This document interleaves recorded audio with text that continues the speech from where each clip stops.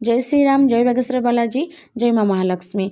धनर पुटुली बनवाई एठी मु गोटे रेड कलर कपड़ा नहीं जाइए से मु गंगा जल छिटा दे देइछि। तापरे हलदी गुआ पद्म मंजी कांच आउला गुजराती गोमती चक्र फूल लंगा लवंग जो लवंग ने फूल लगी धनिया आउ गोटे अक्षत किसी अक्षत नहीं जिबे आउ गोटे मु नहीं जाइए एठी कर्पूर आउ 10 टंका कॉइन नहीं कि सबको सिंदूर लगे देइछि।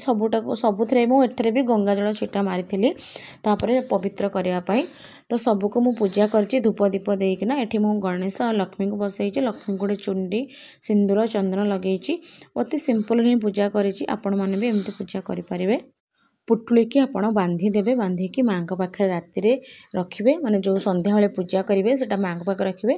काली सखाळ को नेकी आपणकर ट्रेजरी बा गडरे जोठी आपण सुना रखुथिबे कि पैसा रखुथिबे सेठी आपण माने आकु रखि परिबे।